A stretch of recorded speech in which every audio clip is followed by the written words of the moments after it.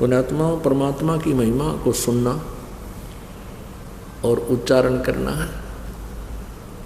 एक बहुत ही पुण्य होता है। सुनाने वाला प्यार से सुनावे, कसक के साथ सुनावे और सुनने वाला श्रद्धा से सुने तो बहुत पुण्य प्राप्त होता है। बहुत से ऐसे पाप हमारे हैं जो परमात्मा की महिमा सत्संग सुनने से ही समाप्त होते हैं। जैसे प्रथम बार कोई प्राणी सत्संग में आता है, वो 10-20 मिनट सत्संग सुनता है, फिर लटकियान लग जाते हैं या उठकर चला जाता है, या बीड़ी पीना याद आ जाती है। सत्संग पहले क्या देखा करते हैं हम, खैर हम यहाँ तो पूरा प्रतिबंध लगाते हैं कि यहाँ कोई बीड़ी शराब मांस तम्बाकू छू नहीं सकता। पहले क्या देखा करते हैं, सत्संग होता, लोग बाहर जा बीड़ी छुट्टे मारते, फिर आगे बैठ जाते, जो नाम ले रहे वह भी किसी औरों के सत्संगों में, पूरा ड्रामा था। तो कारण क्या है कि कबीर परमेश्वर जी कहते हैं कि कबीर पिछले पाप से हरि चर्चा ना सुहावे और कह उंगे कह ओठ चले ना और बात चलावे। जिस प्राणी के पाप गणे बढ़ रहे हों, पुण्यात्मा, वैसे तो पाप हमारे सभी के बहुत हैं, सभी के, और जो सत्संग में आ जाते हैं, भक्ति शुरू कर देते हैं तो उनके पाप खत्म होने शुरू हो जाते हैं। तो क्या आप जी किसी भक्त भाई बहन रिश्तेदार मित्र को, सहेली सखी को बोलते हो कि आओ सत्संग सुन लो? पहले तो वो राजी नहीं होता जल्दी से, और कभी प्रसन्न हो जाता है, कहीं आप ले भी आते हो उनको, कई बार प्रार्थना करा कर वो शर्मिंदा कर ओका आ भी जाता है, तो आध घंटे में वो बोर हो लेता सत्संग सुन इन बातों से, क्योंकि उसने तो रागनी चाहिए सुनना, या फिल्मी गाने टनक टनक वो तो अच्छे लगे न, और वो है मन का आहार और ये आत्मा की खुराक। तो क्या करेंगे, थोड़ी देर तो सुनेगा, फिर या तो लटके लेने लग जाएगा, या फिर अपने मित्र सहेली से कहेगा कि कितनी देर और होगा सत्संग, यानी कोई ऐसा जिक्र करेगा जिससे दूसरा डिस्टर्ब होगा भक्त, तो वो भक्त न्यू कहेगा भाई बोला मत, सत्संग सुन दे, हमने आनंद आ रहा है सत्संग सुनने दे। तो वो फिर इंसल्ट मान के खड़ा हो जाएगा, अकुमा चालू बाहर बैठूंगा। तो परमात्मा कहते हैं कबीर पिछले पाप ते हरि चर्चा ना सुहावे, कह उंगे कह उठ चले ना और बात चलावे। तुलसी साहब कहते हैं तुलसी पिछले पाप से हरि चर्चा ना बावे, और जैसे जबर के बेगते भाई भूख विदा हो जावे। जैसे किसी को मलेरिया बुखार हो जाता है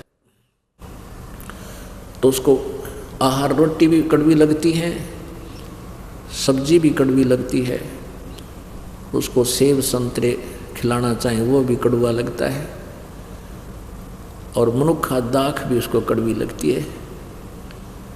कारण क्या है कि ना मनुखा दाख कड़वी है, ना रोटी कड़वी, ना सब्जी कड़वी है, वो तो जीवन दाता है। ना सेब कड़वे ना संतरे कड़वे।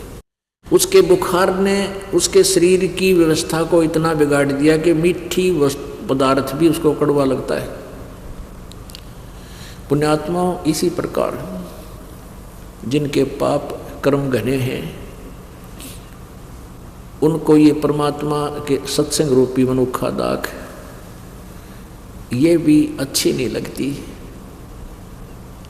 अब जैसे बुखार के कारण उसको स्वादिष्ट पदार्थ भी कड़वे लग रहे हैं, तो उसका समाधान क्या है कि कड़वी कुनीन खानी पड़ेगी। मलेरिया बुखार हो गया ना, कड़वी कड़वी कुनीन ही खाने से वो जान बचेगी, बुखार उतरेगा, उसका जबर कम होगा। न चाहते हुए भी फांका मारना पड़ेगा कड़वी कुनीन का, और फिर कुछ ही दिन के बाद फिर धीरे धीरे बुखार यानी जबर कम होगा, वो रोटी खाने लग जाएगा। और जब कति स्वस्थ हो जाएगा वो कड़वी कुनीन खा के, फिर देखना सूखी रोटी भी चाहे सब्जी भी ना हो समय पर नहीं खा जाएगा रुचि से, क्योंकि भूख लगेगी, स्वस्थ हो गया। तो इसी प्रकार पुण्यात्माओं, जिनके पाप गणे बढ़ गए उन प्राणियों को सत्संग अच्छा नहीं लगता, कुनीन जैसा कड़वा लगता है। और ये सत्संग के वचनों में एक मेडिसिन भी है, इन पाप नाशकरण की, इसको न चाहते हुए सत्संग को सुनना चाहिए। चाहे मन तो कितनी बकवाद करे, इसकी तो आदत से, ये तो क्या करे ना, ढीठ है ये तो। अब ना चाहते हुए सत्संग सुनाए, जैसे कुनीन खानी आवश्यक है, और कुछ दिनों में देखना, क्योंकि परमात्मा की महिमा सुनने और सुनाने से हमारे पाप नष्ट होते हैं। कुछ ऐसे पाप हैं जो वाणी से ही नष्ट होते हैं, इसलिए ज्ञान यज्ञ अति आवश्यक है। 5 यज्ञ आवश्यक है। एक यज्ञ है धर्म की, एक यज्ञ है धर्म की, और दूसरी यज्ञ है ध्यान, और तीसरी यज्ञ हवन की, चौथी यज्ञ प्रणाम, और 5वीं यज्ञ ये ज्ञान है। एक यज्ञ है धर्म की, यानी यहाँ पर 5 यज्ञ होती हैं प्रत्येक समागम में। यहाँ क्या होता है कि यहाँ पर पिछली बार जो है 3 क्विंटल यानी 32 पीपे जो है घी के हवन हुए थे, 15 लीटर का एक पीपा, यानी 3 क्विंटल का घी का, देसी घी का हवन हुआ। ये हवन यज्ञ है। अब भी जितने पाठ होते हैं उस हिसाब से, और फिर कुछ ज्योति चढ़ाते हैं भक्तजन अपना हवन कराने के लिए, उनका इकट्ठा भी करते हैं, और वैसे भी लगातार ज्योति चलती रहती है अखंड दिन रात। यहाँ पर ये सामने जो ज्योतियाँ चल रही हैं, जैसे 300 पाठ हो गए तो 1 किलो का 3 दिन में हवन हो जाता है। तीनों दिन अखंड हवन चलेगा। तो ऐसे 300 पाठों की 300 किलो जो है ना घी हम हवन करते हैं, तो 3 क्विंटल घी हवन हो जाता है एक समागम में। 1 महीने में 6 क्विंटल। तो कहना है एक यज्ञ है धर्म की, जहाँ भंडारा चलता है, दिन रात भंडारा अखंड। चाहे रात ना आ जाओ, को दुखी सुखी भक्त यहाँ पर पहुँच जाओ मालिक के दरबार में। आधी रात में चाय चाहिए चाय मिलेगी, दूध चाहिए दूध मिलेगा, कोई बीमार शिमार रहता है, और भंडारा भोजन मिलेगा। परमात्मा के बच्चा ने मिलकर ये सेट बना लिया, पंखे ला लिए हैं, बढ़िया मैट बिछा रखे अपने परमात्मा की प्यारी आत्माओं के लिए, और बैठा कर मालिक अपनी चर्चा सुना रहा है अपने बच्चों को। तुम कितनी पुण्यात्मा हो सोच नहीं सकते, क्योंकि लाल को अपनी कीमत का पता नहीं होता, जोरी समझता है। इस दास को मालूम आप कितनी पुण्यात्मा हो, चाहे कोई रिक्शा चालक है, चाहे गरीब है, चाहे अमीर है। अमीर और गरीब होना अलग बात है, लेकिन भक्ति संस्कार आपके एक जैसे हैं, बहुत अच्छे। तो यहाँ जो एक यज्ञ है धर्म की, यहाँ भंडारा चलता है परमात्मा का। तीनों दिन देसी घी का, हर तरह स्वदेशी घी यानी गाय भैंस के दूध घी से ही यहाँ पर सब प्रसाद बनता है। और दूसरी यज्ञ है ध्यान। आप ये सत्संग सुनते हो, ये मेडिटेशन का भी काम करता है, क्योंकि जब सत्संग सुनते हो तो परमात्मा का चिंतन होता है, प्रभु के बारे में जानकारी होती है, अंदर अंदर एक विशेष कसक पैदा होती है, रह रहकर मालिक का ध्यान ही आता है, परमात्मा ने ये किया, परमात्मा ऐसे थे। तो ये एक मेडिटेशन, यही मेडिटेशन होता है। जैसे ये हठ योग मेडिटेशन हम नहीं मानते, संत मते में नहीं है। परमात्मा कहते हैं साधो मुझे सो सतगुरु मन भावे, जो सहज समाध बतावे, आँख ना मुंदे कान ना रुंदे, ना अनहद उलझावे। अनहद कहते अंदर कान आँख मीच कर अंदर वाणी सुनो, अनहद नाद सुनो। कहते इनमें जो उड़ जाता है वो मुझे अच्छा नहीं लगता, वो ठीक नहीं है। जो सहज समाध बतावे। सहज समाध कैसे होती है? जैसे हाली बीज धुन और पंथी से बतरावे, और वह में खंड पड़े नहीं, ऐसे ध्यान लगाओ। It is meditation. जैसे हाली बीज बोता है, हल के पीछे, बैलों के पीछे एक हल होता है, हल के पीछे एक पाइप सी होती है जिसमें अगर बीज छोड़ दे उसने ओरना बोला कर। और जैसे रास्ते के साथ साथ उसने हल जोत रखा है, और कोई अतिथि आ जाता है, पंथी राह चलता, और कोई बात पूछता है, रास्ता पूछता है, तो वो उससे बात भी कर रहा है, और साथ में एक हाथ से बीज को छोड़ता हुआ अपने हल को नहीं रोकता, वो उसका ध्यान तो अपने बीज में है, हाथ ऐसे सेट कर रखा है उसने, उसका ध्यान है, बैलों को भी टोक देता है और उस पंथी को रास्ता भी बता रहा, आप सीधे चले जाना, आप ऐसे करना, लेकिन रह कर ध्यान उसका बीज छोड़ने पर है, कहीं ज़्यादा कम ना छूट जा हाथ से। जैसे हाली बीज धुन पंथी से बतलावे, वाम खंड पड़े नहीं ऐसे ध्यान लगावे। जो पतिव्रता पति से राती आन पुरुष नहीं भावे, बस पी हर में सुरत प्रीतम में ऐसे ध्यान लगावे। This is meditation, it is meditation. ये ध्यान समझ लेना कैसा है हमारा ध्यान। अब जैसे आप वैसे सिमरन करते हो, जब आप किसी काम करते हो, कोई भी कार्य करते हो, ऑफिशियल काम में ज़्यादा डिस्टर्बेंस मानते हैं, लेकिन ऑफिशियल काम करते करते भी वह कसक मान ले कि रह कर अंदर रहनी चाहिए हमारे। अब इस बात को आप समझ जाओगे। एक व्यक्ति ने 50,000 रुपये लोन लिया, लड़की की शादी और सारी व्यवस्था करनी थी, तिजोरी में यानी सेफ में रख दिए, और चलते समय कहीं जाना था निमंत्रण देने के लिए, सेफ खोल कर किराया निकाला और जल्दी का मारा कि किसी कारण से वो लॉक करना भूल गया सेफ को, और पहुंच गया 200 किलोमीटर। उस पुराने समय की बात है, चल आजकल भी ऐसा ही आता, आजकल तो मोबाइल हो गया, जब फ़ोन करते संभालिए चाबी ने, यानी पुराने समय की बात है। तो वो चला गया अपनी रिश्तेदारी में लगभग 200 किलोमीटर। शाम के समय उसको याद आया जब खाना खाने लगा, अकोतरे की चाबी भूलिया मत, और तिजोरी सेफ खुली छोड़ा ही, भगवान कोई निकम्मा आदमी ना घुस जा, बच्चे दरवाज़ा खुला छोड़ कर चले जाए, मकान का कोई आना जार पता नहीं, ऊपर से शादी आ गई, और ये मुश्किल से उधार में लोन मिला था और कोई पैसा मिलेगा नहीं, तो उसको कितनी चिंता। अब वो रिश्तेदारों से बात भी कर रहा है, लेकिन तिजोरी से दिमाग नहीं हटता उसका, उस सेफ से अलमारी से दिमाग एक सेकंड भी उसकी टेंशन हटती नहीं। वो टेंशन समझो, ये टेंशन जो है ये है हमारा मेडिटेशन, ये सहज समाधि है। यह हटाए भी ना हटे, जब आपका या कसक लग जाएगी,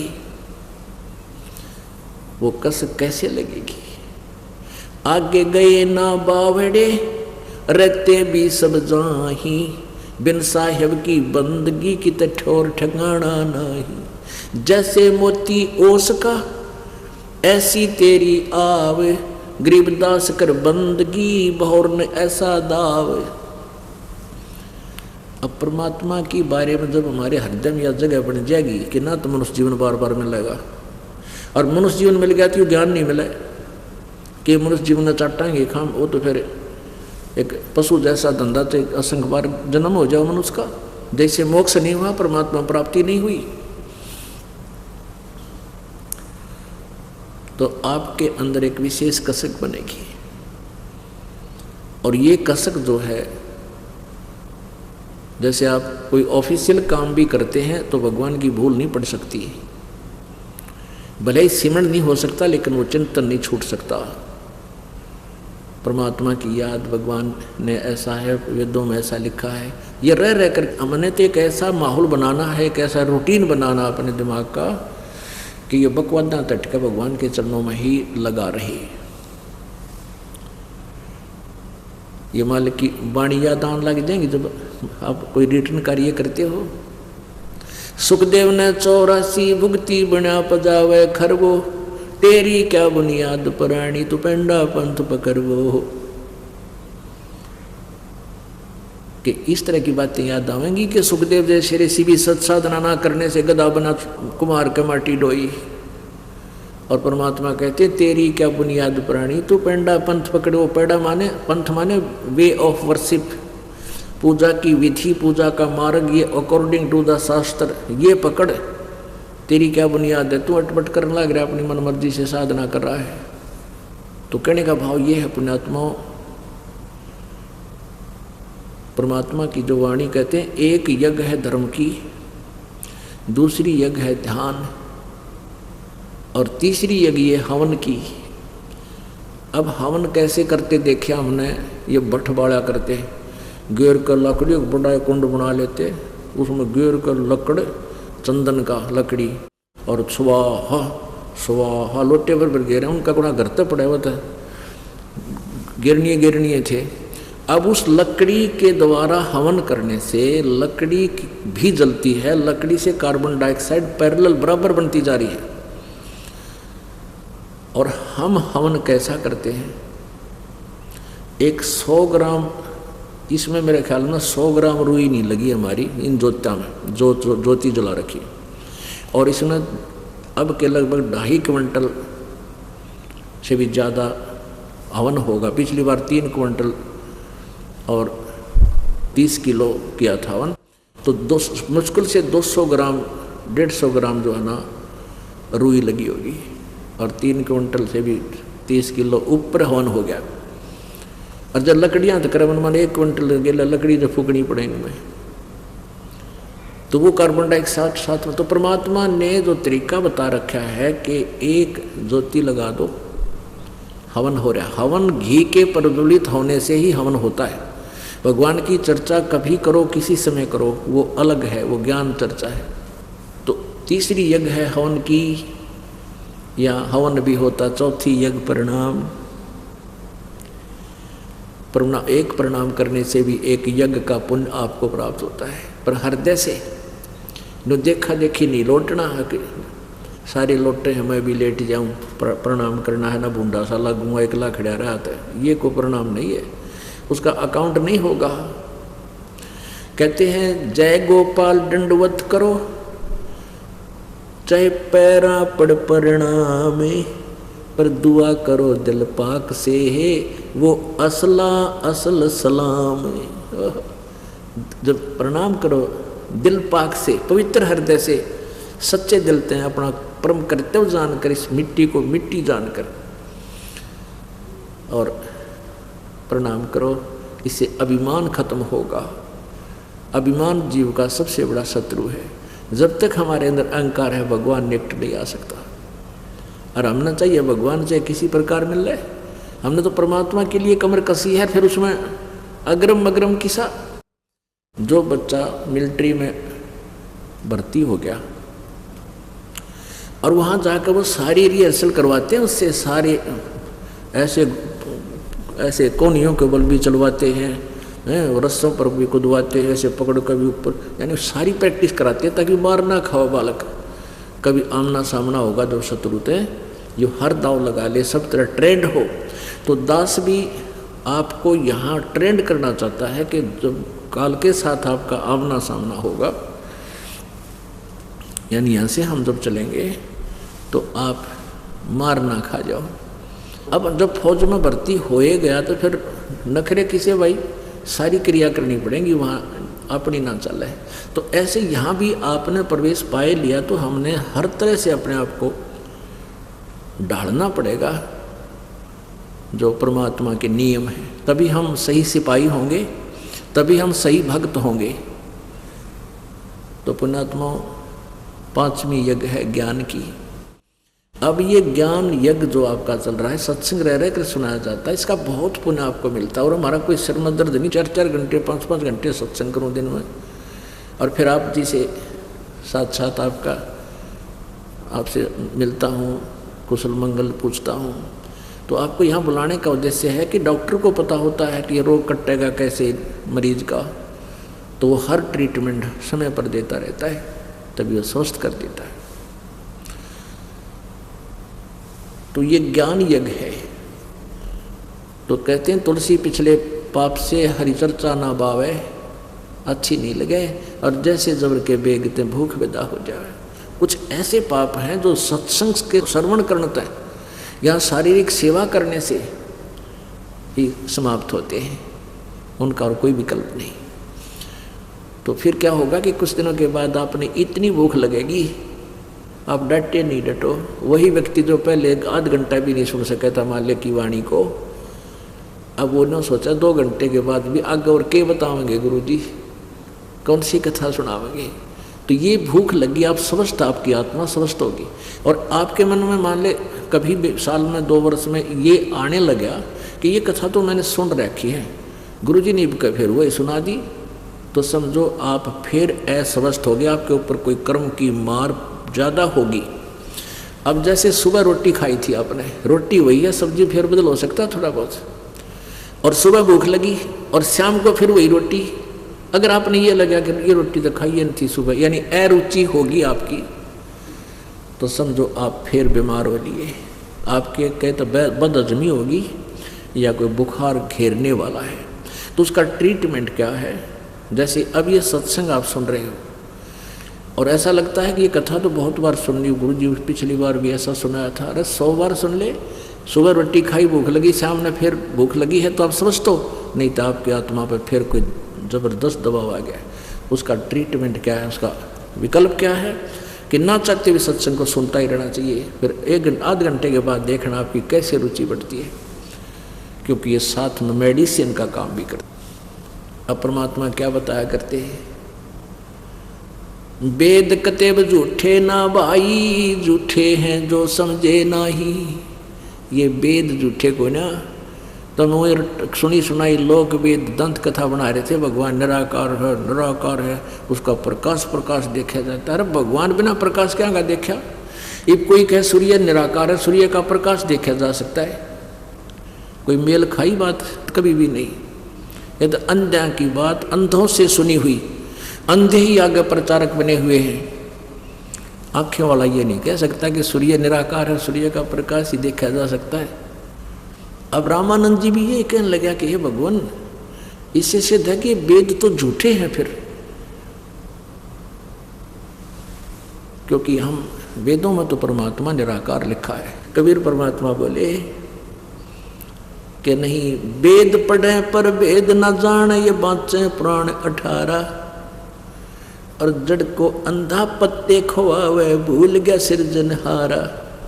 वेद पढ़े पर भेद ना जाने, ये बाँचे पुराण 18। अब यहाँ थोड़ा सा निर्णय देते हैं आपको, वेद पढ़ने पर समझ में आता नहीं के बनने हैं। अब सतयुग के ब्राह्मण, सतयुग के ब्राह्मण व्यास जी लिखते हैं देवी पुराण में, देवी पुराण के 6ठे स्कंद में 414 पृष्ठ पे, कि सतयुग के ब्राह्मण वेद के पूर्ण विद्वान होते थे और वो दुर्गा की पूजा करते थे। अरे थरा के जो परमात्मा कहते हैं वेद पढ़े पर वेद न जाने, ये बातें पुराण 18। और फिर भी न कहें भगवान को भूल के ये मूर्ति बना के देवताओं की पूजते अंडे, और भूल गए सिरजनहारा। ये देखिएगा श्रीमद् देवी भागवत, गीता प्रेस गोरखपुर से प्रकाशित है।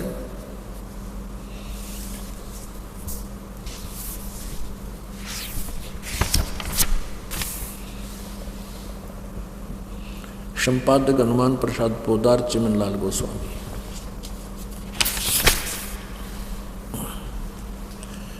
प्रकाशक में मुद्रक, यानी कहाँ से ये छपी है, गीता प्रेस गोरखपुर, गोविंद भवन कार्यालय कोलकाता का संस्थान।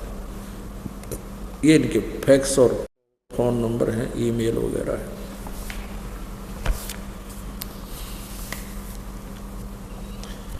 चार 414 पृष्ठ पे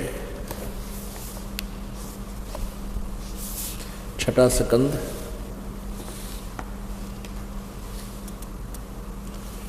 6ठा स्कंद संक्षिप्त देवी भागवत 414 पृष्ठ पे 6ठा स्कंद। जन्मे जय ने पूछा, महाभाग किस युग में कैसा धर्म का स्वरूप है?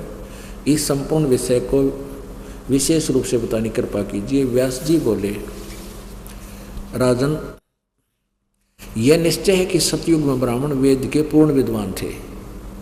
सतयुग के ब्राह्मण, उनके द्वारा निरंतर भगवती जगदम्बा की आराधना होती थी और भगवती का दर्शन करने के लिए उनका मन सदा ललायित रहता था। आगे देखो, प्रत्येक गांव में शक्ति मंदिर का उद्घाटन हो, प्रत्येक गांव में दुर्गा का मंदिर बने, इस विषय की उनमें के मन में बड़ी उत्सुकता थी। और यहाँ देखो, ये तो सतयुग के ब्राह्मणों के बारे में, अब ये कलयुग वाले के बारे में देखो क्या लिखा है। धर्म की यही स्थिति त्रेता में रही, परंतु कुछ ह्रास हो गया। सतयुग की जो स्थिति थी वह द्वापर में विशेष रूप से कम होगी। राजन, व्यास जी बता रहे हैं, राइटर ऑफ द पुराण, राजन उन प्राचीन युगों में जो राक्षस समझे जाते थे वे कलयुग में ब्राह्मण माने जाते हैं। काट दिया रोग सारा ही, क्योंकि अब के ब्राह्मण प्राय पाखंड करने में तत्पर रहते हैं, दूसरों को ठगना, झूठ बोलना और वैदिक धर्म कर्म से अलग रहना कलयुगी ब्राह्मणों का स्वाभाविक गुण बन गया। अब क्या बता रहे हैं कि सतयुग के ब्राह्मण वेद के पूर्ण विद्वान थे और दुर्गा की पूजा करते थे, और वेदों में दुर्गा की पूजा के तो नामो निशान नहीं। पूरे वेदों में ये लिखा है एक ओम नाम का जाप करो, बाकी गुणगान परमपिता परमात्मा के भी और ब्रह्म तक की भी जानकारी दी हुई है। अपने आत्मा और थोड़ा सा दिखाते हैं। अपरमात्मा कबीर जी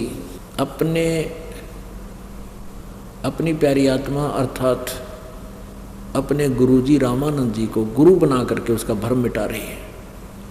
अब गुरु मर्यादा, वैसे रामानंद जी बहुत शर्मिंदा होते थे कि आप मुझे गुरु जी मत कहो भगवान, लेकिन कबीर जी ने उनको बता दिया था परमेश्वर ने कि स्वामी जी मैं जैसे कहूँ ऐसे करो, नहीं तो आने वाले समय में काल का दाव लग जाएगा। लोग न्यों क्या करेंगे, कबीर जी का कि कोई गुरु था, कोई आवश्यकता नहीं गुरु की। जैसे ये राम सुखदास जी हुए हैं, इस गीता प्रेस गोरखपुर के वो मेरे ख्याल संचालक प्रवर्तक भी बताए जाते हैं, वो तो यही कहा करते थे बीच में गुरु की कोई आवश्यकता नहीं, सीधा श्री कृष्ण से ध्यान लगा लो बस। तो ये समस्या पैदा हो जाती और मोक्ष कति नहीं होता है। गुरु जी के बिना कोई भी मार्ग भक्ति का सफल नहीं हो सकता। तो इसलिए उनको कहा करते आप बोलो ना, मेरा मिशन खराब हो जाएगा।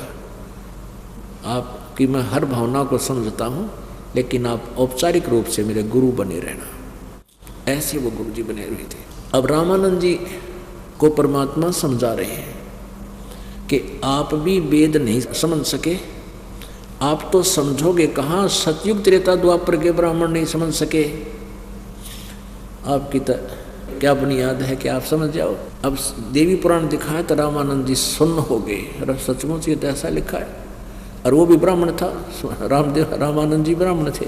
अब परमात्मा ने बताया कि आपके विष्णु जी को भी ज्ञान नहीं था वेदों का, आपको तो होगा कहाँ से जिसको आप इष्ट मानते थे।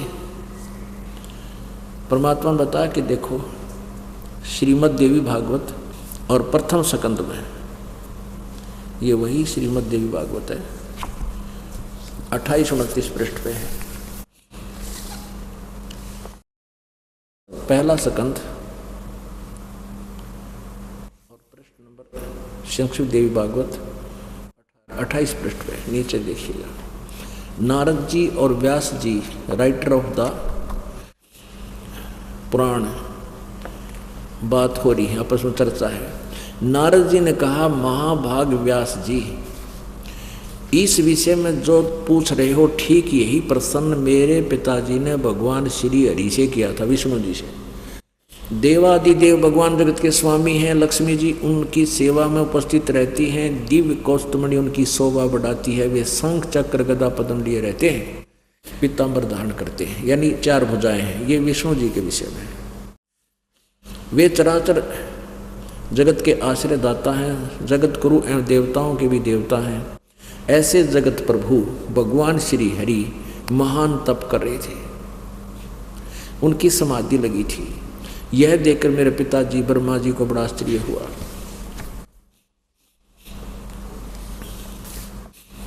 अतः उन्होंने उनसे जानने की इच्छा प्रकट की। ब्रह्मा जी ने पूछा, प्रभु आप देवताओं के अध्यक्ष, जगत के स्वामी, भूत भविष्य एवं वर्तमान के सभी जीवों के एकमात्र शासक हैं। भगवान फिर आप क्यों तपस्या कर रहे हैं और किस भगवान की, किस देवता की आराधना में ध्यान मग्न है? मुझे असीम आश्चर्य तो ये हो रहा है कि आप देवेश्वर, ब्रह्मा जी के ज्ञान का सत्र आपके सामने है, विष्णु देवेश्वर गए है, यानी भगवानों का भगवान एवं सारे संसार के शासक होते हुए भी समाधि लगाए बैठे हो। ब्रह्मा जी की ये विनित वचन सुनकर भगवान श्री हरि उनसे कहने लगे। अब विष्णु जी कहता है, ब्रह्मन सावधान होकर सुनो, मैं अपने मन का विचार व्यक्त करता हूँ। देवता दानव मानव सब यही जानते हैं कि तुम सृष्टि करते हो, मैं पालन करता हूँ, शंकर संहार किया करते हैं। किंतु फिर भी वेद के पारगामी पुरुष अपनी युक्ति से यह सिद्ध करते हैं कि रचने पालने और संहार करने की ये योग्यता जो हमें मिली है, इसकी अधिष्ठात्री शक्ति देवी है। वे कहते हैं कि संसार की सृष्टि करने के लिए तुम ये राजसी सुअर्थ प्रत्यक्ष और परोक्ष दोनों उदाहरण में तुम्हारे सामने रखता हूँ। सुनो, यह निश्चित है कि उस शक्ति के अधीन होकर दुर्गा के मैं प्रलय काल में इस शेष नाग की सैया पर सोता और सृष्टि करने का अवसर आते ही जाग जाता हूँ। मैं सदा तप करने में लगा रहता हूँ। उस शक्ति के शासन से मैं कभी मुक्त नहीं रह सकता। कभी अवसर मिला तो लक्ष्मी के साथ सुखपूर्वक समय बिताने का सौभाग्य प्राप्त होता है। मैं कभी तो दानवों के साथ युद्ध करता हूँ। ओह, तन दर सुखिया कोई ना देखा, जो देखा सो दुखिया हो। परमात्मा की ये वाणी भी यहाँ चित्रार्थ होती है। विष्णु जी कह रहे हैं, मैं कभी तो दानवों के साथ युद्ध करता रहता हूँ और मैं सदा तप करने में लगा रहता हूँ। और कभी तो तप करता हूँ, दानवों के साथ युद्ध करता हूँ और अखिल जगत को भय पहुंचाने वाले दैत्यों के विकराल शरीरों को शांत करना मेरा परम कर्तव्य हो जाता है। अब यहाँ कमाल कर दिया, मुझे सब प्रकार से शक्ति यानी दुर्गा के अधीन होकर रहना पड़ता है। उन्हीं भगवती शक्ति का मैं निरंतर ध्यान किया करता हूँ।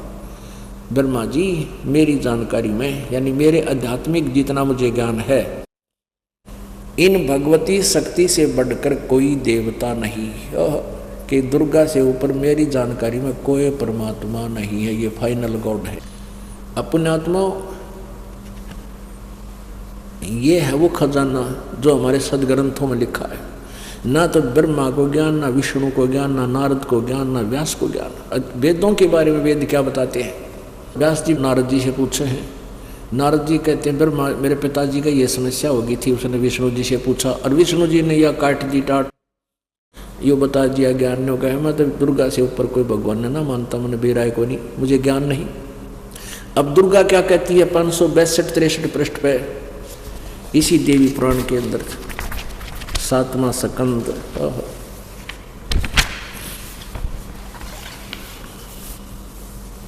देखिएगा ये 7वां स्कंद संक्षिप्त देवी भागवत 562 पृष्ठ पे, 562 पृष्ठ पे। अब यहाँ दुर्गा देवी द्वारा हिमालय को ज्ञानोपदेश और ब्रह्म स्वरूप का वर्णन यानी ब्रह्म के बारे में जानकारी दी। श्री देवी जी कहने लगी, पर्वतराज यहाँ बताते हैं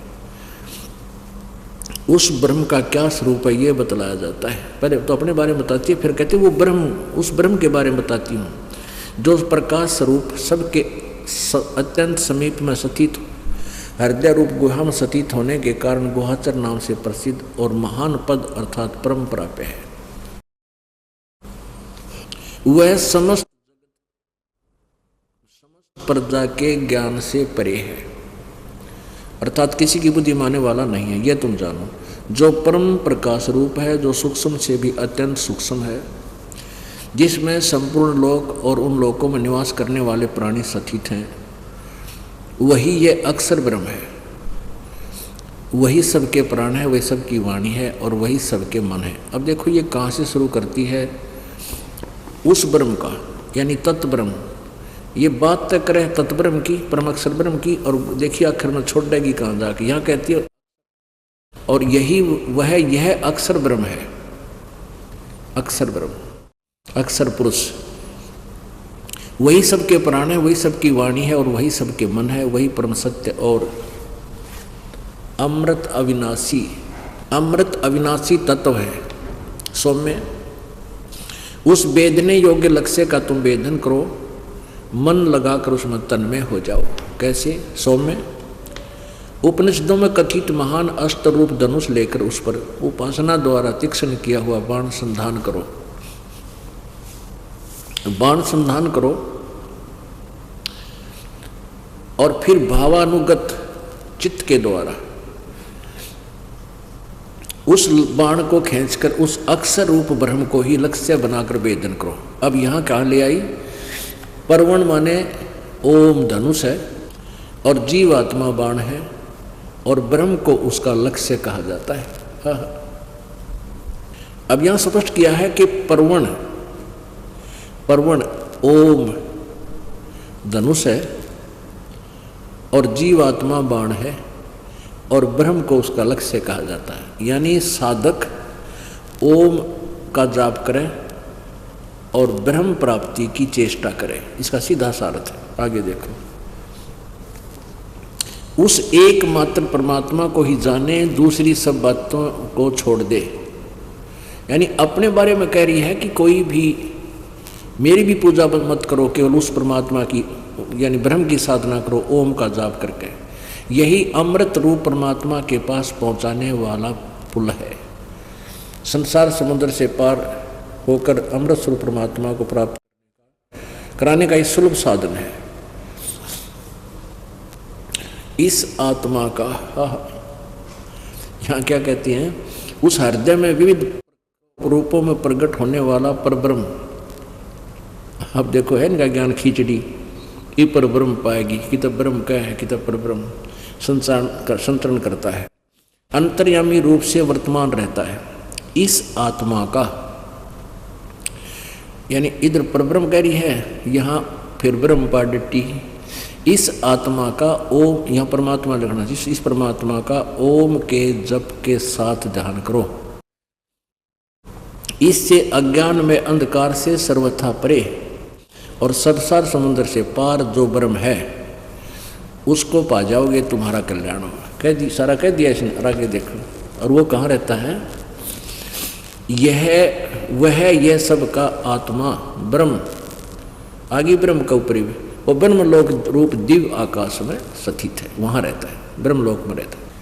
अब पुण्यात्माओं, आपने देख लिया विष्णु जी तो कह रहे हैं मैं दुर्गा से ऊपर कोई भगवान नहीं मानता, देवता नहीं मानता, मन मेरा ज्ञान ही नहीं है। और दुर्गा कह रही है कि उस ब्रह्म का जाप करो, उसका ओम नाम है, वो ब्रह्म लोक में रहता है। अब पुण्यात्माओं, गीता जी अध्याय नंबर 8 के श्लोक नंबर 13 में ये गीता ज्ञानदाता ब्रह्म श्री कृष्ण जी में प्रवेश करके बोल रहा है। ये कहता है कि ओम इति एक अक्षरम ब्रह्म व्यवहारन माम अनुसमरण ये प्रयाति तदम देहम सयाति परमाम गति।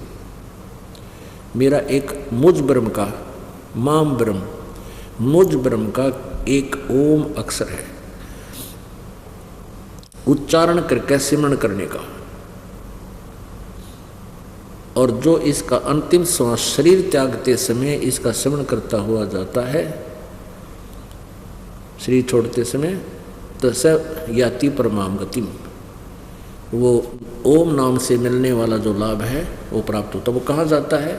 वो ब्रह्मलोक में जाता है, ओम नाम का जाप करने वाला। गीता जी अध्याय नंबर 8 के श्लोक नंबर 16 में लिखा है कि ब्रह्मलोक पर्यंत ये सभी जन्म और मृत्यु में है, यानी सबका पुनर्वृत्ति होती है।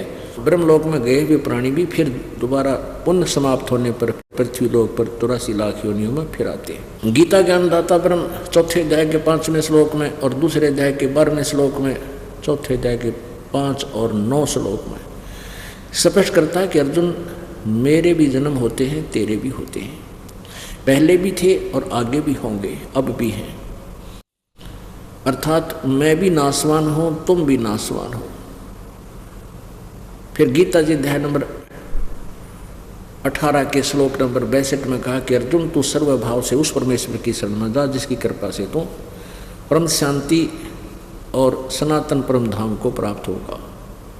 गीता जी अध्याय नंबर 2 के श्लोक नंबर 17 में कहा कि अर्जुन, अविनाशी तो उसको जान जिसको मारने में कोई समर्थ नहीं है, जिसने सब ब्रह्मांडों की रचना की है। गीता जी अध्याय नंबर 15 के श्लोक नंबर 1 से 4 में कहा कि अर्जुन, ऊपर को जड़, नीचे को तीनों गुण रूपी शाखा वाला ये उल्टा लटका संसार रूपी वृक्ष है। और जो संत इसके सभी पार्ट्स बता देगा, तना कौन है, डार कौन है, जड़ कौन है, शाखा क्या है, तो वो तत्वदर्शी संत है। गीता जी अध्याय नंबर 4 के श्लोक नंबर 34 में कहा कि जो चौथे अध्याय के 32वें श्लोक में जिस सच्चिदानंद घन ब्रह्म की वाणी के विषय में उस तत्व ज्ञान के बारे में बताया है कि उसमें बहुत विस्तार से ज्ञान लिखा हुआ है, यज्ञों के बारे में जानकारी दी हुई है। उस ज्ञान को तू तत्वदर्शी संतों के पास जाकर समझ। तो तत्वदर्शी संत कैसा होगा, 15वें अध्याय के प्रथम श्लोक में बताया कि जो उल्टे लटके हुए संसार रूपी वृक्ष के सभी पार्ट्स ऑफ द बॉडी बता देगा, पार्ट्स ऑफ द ट्री। तो परमात्मा ने 600 वर्ष पहले अपनी वाणी बता रखा कबीर जी ने, अक्षर पुरुष एक पेड़ है, निरंजन वा की डार और तीनों देवा शाखा है, ये पात रूप संसार। अपने आत्माओं, अब गीता ज्ञानदाता ब्रह्म क्या बता रहा है कि जब तत्वदर्शी संत तुझे मिल जाए, 15वें अध्याय के 1 से 4 का एक संक्षिप्त वर्णन बता रहा है दास। सारांश ये बनता है कि उसके पश्चात उस परमेश्वर के परम पद की खोज करनी चाहिए, जहाँ जाने के बाद फिर लौटकर संसार में साधक कभी नहीं आता, यानी पूर्ण मोक्ष प्राप्त होता है। और जिस परमात्मा ने, यानी गीता ज्ञानदाता से कोई और है वो भगवान, जिस परमेश्वर से संसार रूपी वृक्ष की प्रवृत्ति विस्तार को प्राप्त हुई है, अर्थात जिसने सारे ब्रह्मांडों की रचना की है, और मैं उसी की शरण हूं, उसी की पूजा करनी चाहिए। गीता जी अध्याय नंबर 15 के श्लोक नंबर 16 और 17 में 3 परमात्मा है। एक ये अक्षर पुरुष ब्रह्म, एक अक्षर पुरुष ये परब्रह्म, और एक परम अक्षर ब्रह्म यानी परम अक्षर पुरुष पूर्ण परमात्मा सत्य पुरुष। इन तीनों की महिमा न्यारी न्यारी बताई है। 15वें अध्याय के 16वें श्लोक में कहा है कि ये इस संसार में मिट्टी वाले लोकों में अक्षर पुरुष और अक्षर पुरुष यानी ब्रह्म और परब्रह्म ये 2 भगवान हैं, और इनके लोकों में इनका भी शरीर और इनके अंतर्गत जितने प्राणी हैं सबका स्थूल शरीर सब ये तो नाशवान है, और जीवात्मा अविनाशी कहलाती है। 15वें अध्याय के 17वें श्लोक में कहा कि अविनाशी उत्तम पुरुष तो अन्य है, वो परमात्मा तो कोई और है, वो जो श्रेष्ठ भगवान है, जो तीनों लोकों में प्रवेश करके सबका धारण पोषण करता है, वो अवैश्वर है, वो अविनाशी परमात्मा है, यानी वो ब्रह्म से कोई और है। गीता जी अध्याय नंबर 8 के श्लोक नंबर 1 में अर्जुन ने पूछा कि जो परमात्मा आपने 7वें अध्याय के 29वें श्लोक में जिस तत्ब्रह्म के बारे में कहा है, उस परमात्मा के बारे में बताया है कि उसको जानने के बाद और सारे अध्यात्म ज्ञान से परिचित होने के उपरांत, सब कर्मों से परिचित होने के उपरांत साधक केवल जन्म जरा और मरण से छूटने का ही प्रयत्न करता है और कुछ नहीं चाहता। तो किम तत्ब्रह्म 8वें अध्याय के प्रथम श्लोक में पूछा, वो तत्ब्रह्म है कौन? 8वें अध्याय के 3रे श्लोक में गीता ज्ञानदाता ब्रह्म ने कहा कि वो परम अक्षर ब्रह्म है। अपने पाने का मंत्र उसने बता दिया। 8वें अध्याय के 13वें श्लोक में मेरा ओम मंत्र है। 17वें अध्याय के 23वें श्लोक में बताया कि ओम तत्सत इति निर्देश है ब्रह्मण त्रिविध समर्थ है। उस सच्चिदानंद घन ब्रह्म परम अक्षर ब्रह्म को पाने के लिए तत्वदर्शी संत से पूछो, और वो उसके पाने का ओम तत्सत ये 3 प्रकार से सिमरण करने का मंत्र है, यानी वो ऐसे मिलेगा। ओम तो सरपुरुष यानी ब्रह्म का जाप है, और ये तत् और सत ये सांकेतिक है, ये परब्रह्म और परम अक्षर ब्रह्म इनका जाप है। तत् और सत एक सांकेतिक शब्द है, ये दास देगा आपको, और इस पृथ्वी पर नहीं दे सकता कोई, ब्रह्मांडों में नहीं, एक किसी ब्रह्मांड में। पुण्यात्मा परमात्मा क्या बताते हैं, जग सारा रोगिया रे जिन सतगुरु वैद न जाण्या, जग सारा रोगिया रे, जग सारा रोगिया रे जिन सतगुरु वैद न जाण्या, जग सारा रोगिया रे। जन्म मरण का रोग लगा है, तृष्णा बड़ी खासी, जन्म मरण का रोग लगा है, तृष्णा बड़ी खासी। आवागमन की डोर गले में या पड़ी काल की फांसी, जग सारा रोगिया रे जिन सतगुरु वैद न जाण्या, जग सारा रोगिया रे, जग सारा रोगिया रे जिन सतगुरु वैद न जाण्या, जग सारा रोगिया रे।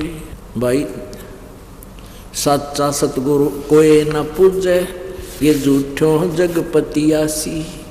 सच्चा सतगुरु कोई न पूजे, ये झूठो जगपतियासी। अंधे की बाँ गई अंधे ने, ये मार्ग कौन बतासी। जग सारा रोह गया रे, जिन सतगुरु वैद न जाना। जग सारा रोह गया रे, जग सारा रोह गया रे, जिन सतगुरु वैद न जाना। जग सारा रोह गया रे। भाई देखा देखी गुरु से सब बन गए, यो किया ना तत्व विचारा। देखा देखी गुरु से सब बन गए, किया न तत्व विचारा। गुरु से दोनों आके सिर पे उकाल ठोके पंजारा। जग सारा रो गया रे, जिन सतगुरु वैद न जाना। जग सारा रो गया रे, जग सारा रो गया रे, जिन सतगुरु वैद न जाना। जग सारा रो गया रे। भाई सार शब्द सर जीवन बुट्टी, गैस गैस अंग लगावे। सार शब्द सर जीवन बुट्टी, गैस गैस अंग लगावे। कहे कबीर तुम सतकर मानो, ये जन्म मरण मिट जावे। जग सारा रोह गया रे, जिन सतगुरु वैद न जाना। जग सारा रो गया रे, जग सारा रो गया रे, जिन सतगुरु वैद न जाना। जग सारा रो गया रे। अब क्या बताते हैं परमात्मा के जन्म मरण का रोग लगाया, तृष्णा बडरी खासी। आपने सुबह के सत्संग में भी सुना कि ब्रह्मा विष्णु महेश स्वयं स्वीकार करते हैं कि हमारा जन्म और मृत्यु होता है, हम अविनाशी नहीं हैं। श्रीमद् देवी भागवत देवी पुराण के 123 पृष्ठ पे। ये गीता प्रेस गोरखपुर से प्रकाशित है।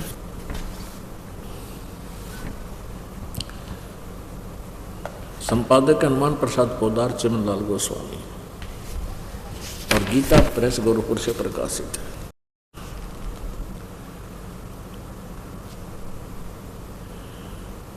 मुद्रक और प्रकाशक गीता प्रेस गोरखपुर, और 123 पृष्ठ पे ये तीसरा स्कंद है।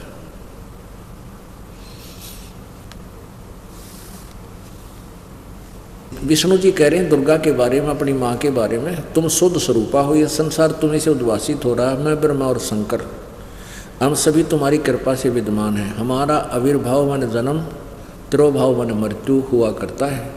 केवल तुम ही नित्य हो, जगत जननी हो, प्रकृति और सनातनी देवी हो। भगवान शंकर बोले देवी यदि महाभाग विष्णु तुम्ही से प्रकट हुए हैं तो उनके बाद उत्पन्न होने वाले ब्रह्मा भी तुम्हारे बालक हुए, फिर मैं तमोगुणी लीला करने वाला शंकर क्या तुम्हारी संतान नहीं हुआ? अर्थात मुझे भी उत्पन्न करने वाली, जन्म देने वाली तुम ही हो, सिवे संपूर्ण संसार की सृष्टि करने में तुम बड़ी चतुर हो। इस संसार की सृष्टि स्थिति और संहार में तुम्हारे गुण सदा समर्थ है। इन्हीं तीनों गुणों से उत्पन्न हम ब्रह्मा विष्णु एवं शंकर, यानी रजगुण ब्रह्मा, सतगुण विष्णु, तमगुण शंकर, नियमानुसार कार्य में तत्पर रहते हैं। अब परमात्मा की यह वाणी 600 साल पहले की है। एक शब्द है परमात्मा का, साधो गगन में आग लगी बड़ी बारी, और ब्रह्मा भी जल गया, विष्णु भी जल गया, शंकर जला लटादारी। या पहले हमारे ना जच्चा करती कि ये परमात्मा ने कैसे कह दी ब्रह्मा भी जल गया, विष्णु भी जलेगा, शंकर भी मरेगा। अब यह स्पष्ट होगी, इनका इतिहास बताता है, इनकी जीवनी बताती है, इनके इतिहास बता रहा है कि ये नासवान है, जन्म मृत्यु होती है। जग सारा रो गया रे, जिन सतगुरु वैद न जाना, जग सारा रो गया रे। अब क्या बताते हैं कि सार शब्द सरजीवन बूटी।